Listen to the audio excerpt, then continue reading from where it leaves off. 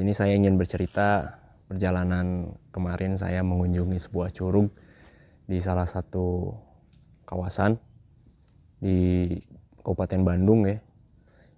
Lokasi curug ini dekat sama Kamojang Hill Bridge, yang jembatan kuning Kamojang itu yang banyak ngabers main ke sana ya. Dan kemarin tuh saya pergi bersama kawan saya Otuk aka Rian Rukmana, asik. Ini perjalanan kita pertama kalinya lagi setelah sebelumnya kita sempat tidak bersama-sama begitu ya, karena memang kita disibukkan dengan urusan kita masing-masing. Perjalanan ini kita agendakan untuk sebuah project, jadi memang kebetulan kita berdua berkomitmen untuk membuat sebuah project jangka panjang yang mana memang ini tuh sudah menjadi rencana kita sejak dulu tapi baru terrealisasi sekarang gitu. Ya memang benar apa yang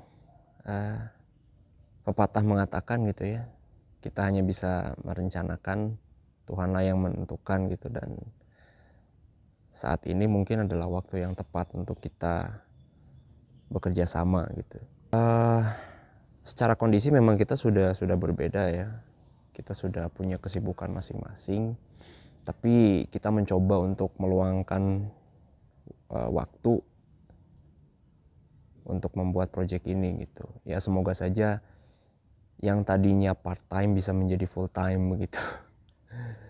Setelah kita tuh udah temenan hampir 10 tahun, kita flashback dulu ke belakang gitu. Kita temenan tuh udah hampir 10 tahun dan suka duka telah kita lalui bersama gitu. Jadi saya sudah mengenal dia, dia pun sudah mengenal saya gitu. Kalaupun kita saling berkunjung ke rumah kita masing-masing, itu udah kayak rumah sendiri gitu. Dan orang tua saya maupun orang tua dia itu udah welcome banget gitu, udah nganggep kita tuh kayak anak mereka sendiri.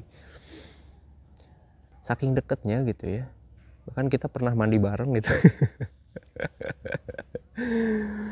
Ya, masuk ke cerita lagi ya. Jadi kemarin itu di hari Minggu ya. Hari Minggu kita berjalan-jalan. Hari Minggu kita mengunjungi Curug Madi yang ada di Kamojang.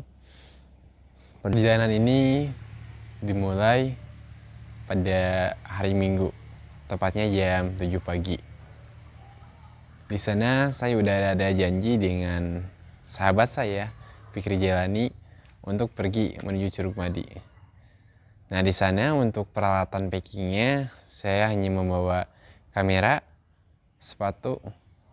Perjalanan dari rumah tuh sekitar 1,5 jam karena banyak sekali kendala di jalan ya, mulai dari ban motor bocor segala macem.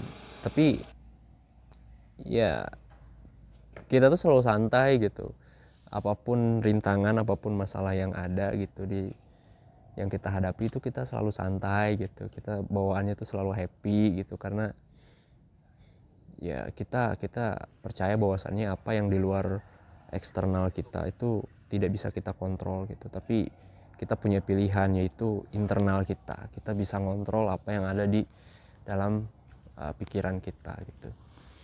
Dan untungnya lokasi tambal ban itu tidak terlalu jauh, hanya sekitar 20 meter dari tempat kejadian meletusnya ban. Sebelum kita sampai ke Curug Madi, kita disuguhkan oleh jalan yang tanjakannya itu hampir 70 derajat. Kita sempat berhenti terlebih dahulu untuk berdiskusi, menanyakan keadaan motor. Apakah motor ini kuat untuk tanyakan monteng? Dan Fikri menjawab dengan pedenya, "Tenang Tuk, percayalah pada motor Beat Mama." Dan benar saja, rasa percaya kita kepada motor Beat Mama ternyata tidak sesuai dengan ekspektasi. Tidak nanjak. Kita udah sampai di lokasi gitu ya. Dan memang lokasinya itu belum dikelola dengan apa ya, dengan benar gitu. Maksudnya masih dikelola oleh warga sekitar. Dan tiket masuknya pun masih murah ya, Rp5.000 plus parkir itu Rp2.000. Jadi total kita ngeluarin budget Rp7.000 untuk masuk ke tempat wisata itu. Kita pun sudah memasuki gerbang Curug Madi. Untuk rutenya itu cukup landai, tidak terlalu ada tanjakan, dan vegetasinya itu lumayan rimbun ya, karena ya masih daerah perhutanan. Dan kondisi memang di lokasi juga tidak terlalu ramai. Mungkin juga tempatnya belum terekspos atau mungkin orang-orang lebih milih tempat lain gitu. Padahal tempatnya tuh enak gitu ya. Pemandangannya tuh masih alami, terus tenang lah gitu. Pokoknya yang suka healing-healing manja gitu, Curug Madi sih recommended. Pada saat kita sedang mengambil footage untuk video-video ala-ala sinematik, saya sempat tertukun karena di sana saya melihat ada seorang bapak-bapak, mungkin umurnya 35 tahun, membawa tas keril dengan menggandeng seorang anak. Anaknya mungkin berumur 5 tahunan. Di sana dia sedang duduk di atas batu. Bapaknya mengeluarkan tas kerilnya, membuka sebuah roti dan memberikannya kepada anak itu. Jadi ada satu momen dimana bikin hati saya tuh terenyuh gitu. Jadi kita tuh lagi shoot video gitu ya. Tiba-tiba nih anak kenapa kok diem gitu, kayak kena stun Iodora tau kan. Diem gitu, kenapa gitu kan.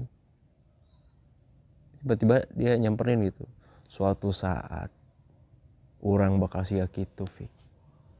Ternyata dia ngelihat bapak-bapak sama anak-anak gitu ya, lagi main gitu, lagi si bapak-bapaknya bawa keril gitu, terus ngevideoin si anak-anaknya kayak gitu.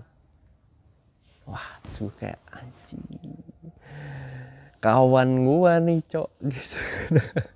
Jadi, setelah kita ngobrol-ngobrol gitu ya, kita sedikit-sedikit explore tempat. Ada satu hal lagi nih yang bikin memang sebenarnya ini kesel banget gitu ya. Dibilang kesel tapi memang udah jadi kebiasaan gitu. Kebiasaan nih orang emang suka kayak gitu. Aku tuh bilang gitu, tuh kopi dibawa nggak gitu. Dibawa katanya. Dibawa. Pas di lokasi tidak ada. Ternyata dia tuh salah masukin kopi ke tas satunya lagi gitu. Anjir, udah pengen ngopi gitu kan, kopi nggak bawa, cemilan nggak bawa. Itu tuh udah bener-bener bete banget gitu, udah bete. Tapi ya gimana, udah jadi habit dia kayak gitu. Ya udahlah gitu. Ya memang perjalanan bersama kawan itu memang selalu menyenangkan, selalu punya cerita yang bisa disampaikan gitu. Pesan saya untuk teman-teman semua, ketika kalian punya teman dan kalian tuh udah ngerasa deket banget sama dia gitu, jangan pernah sekali-kali ada di pikiran kalian untuk melupakan dia gitu. Karena bagaimanapun juga kalian pernah hahaha bareng gitu, pernah jalan bareng, pernah ngelakuin hal-hal konyol bareng gitu. Jadi kalau bisa pertemanan itu dijaga sampai tua gitu ya, sampai tua gitu. Dan sebenarnya nggak ada alasan gitu ya, nggak ada alasan buat kita tuh kayak ngelupain temen atau apa gitu. Temen tetaplah temen gitu, walaupun berbeda kondisi gitu ya, kita juga akan punya kesibukan masing-masing gitu ya. Dia akan nikah, saya pun akan nikah gitu, kita akan punya keluarga gitu. Tapi sebisa mungkin pertemanan itu harus tetap dijaga. Dan ya setelah kita cukup ya hahihi bareng di tempat gitu, akhirnya kita mutusin buat pulang. Dan di perjalanan kita sedikit berbincang untuk pergi ke tempat lain gitu yang lebih eksotis, anjay. Tempatnya di mana? Nanti mungkin ya di video selanjutnya. Mungkin cukup sekian cerita yang bisa saya sampaikan. Sebenarnya masih banyak ya hal-hal unik, lucu, menarik, tapi sulit untuk diceritakan, sulit untuk diungkapkan dengan kata-kata begitu. Biarkanlah saya menyimpannya dalam benak jiwa, anjay, di memori terdalam pikiran alam bawah sadar. Saya Fikri Zailani, sampai bertemu di video selanjutnya.